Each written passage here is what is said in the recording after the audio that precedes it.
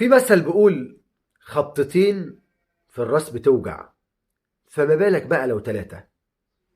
والله العظيم كان الله في عون جماهير نادي الزمالك في الفترة دي. والله وانا بحلف بالله الله يكون في عونهم. يعني ضربتين اقوى من بعض. الضربة الاولى وحضراتكم عارفينها، وهو رحيل زيزو الى النادي الاهلي وتوقيعه لمدة 4 سنين رسميا، واقاويل ان الونش كذلك الامر. والضربة الثانية للأسف الشديد زيزو بيتقدم رسميا بشكوى ضد نادي الزمالك للمطالبة بمستحقاته المتأخرة. ويبقى السؤال: أين الذين كانوا يقولون أن زيزو هو القائد التاريخي لنادي الزمالك؟ أين الذين كانوا يقولون اشتروا كل حاجة إلا اتنين، زيزو وجمهور الزمالك؟ عرفتوا يا جماعة قد ايه انه النادي الاهلي في فترة رحيل رمضان صبحي كان الاعلام بيتعامل مع النادي الاهلي على انه محتكر اللاعبين ويحرم على اللاعبين انهم يروحوا مثلا بيراميدز او الزمالك. طب دلوقتي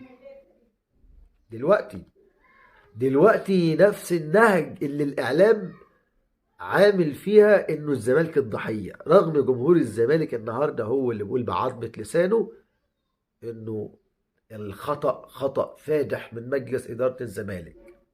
جمهور الزمالك نفسه هو اللي بيقر ويعترف انه التقصير جه من اداره الزمالك بعد تصريحات احمد سيد زيزو منذ قليل، وبقول محدش فوضني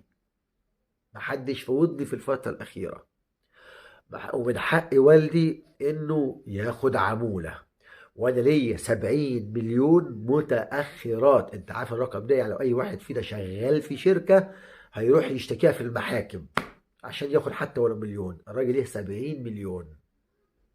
اذا مين اللي فرط بسهولة في احمد سيد زيزو؟ ادارة الزمالك اللي فرطت انها توافق على العرض الخيالي اللي جه، كان يقدر ب 350 مليون جنيه مصري، خوفا من انه يكون كوبري عشان يروح للاهلي.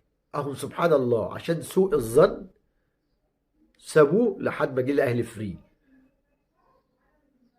طيب، جمهور الزمالك له كل احترام والتقدير لانه عارف انه الزمالك مش له رئيس واحد، مع كامل الاحترام والتقدير والله، ولكن كل واحد بكام كلمه. ميدو مش مبطل قرارات وتصريحات، ممدوح عباس من حفظ الرقاب مش بطل تصريحات ولا قرارات، حسين لبيب مش ظاهر في المشهد، احمد سليمان مش عارف.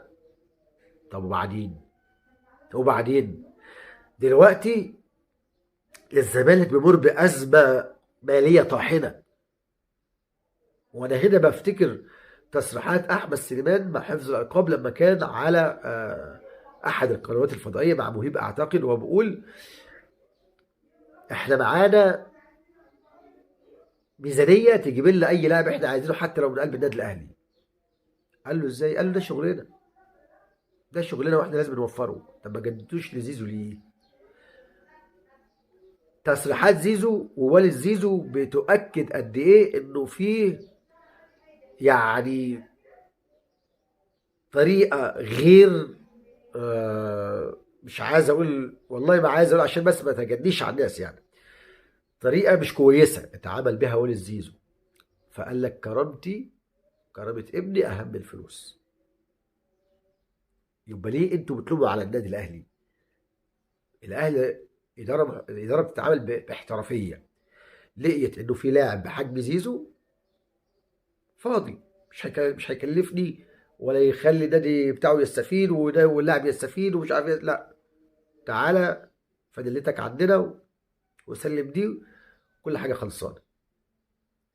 هل صفقه زيزو والونش اخر الصفقات؟ لا، انا بقول لك بالمد العريض لا، في صفقه قويه جدا جدا. الاهلي بيحاول ياخد واحد من الاثنين، يا حسام عبد المجيد يا بنتايج.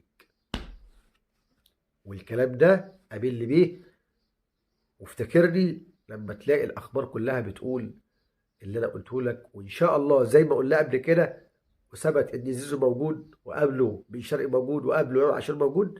اللهم لك الحمد. انا واحد من الجمهور بقول وجهة نظره وبس، وبيسيبها على الله، وربك سبحانه وتعالى ايه بتصدف. مش هقول لك انا ايه بروح هنا وهنا وهنا، لا، بس احساسي الكروي وخبرة سنين في التشجيع، اللهم لك الحمد. يا رب نفضل عند حسن الظن. بشكركم جدا، انتظروني دائما وابدا على ملعب الكباتن. دمت في رعاية الله، والسلام عليكم ورحمة الله وبركاته.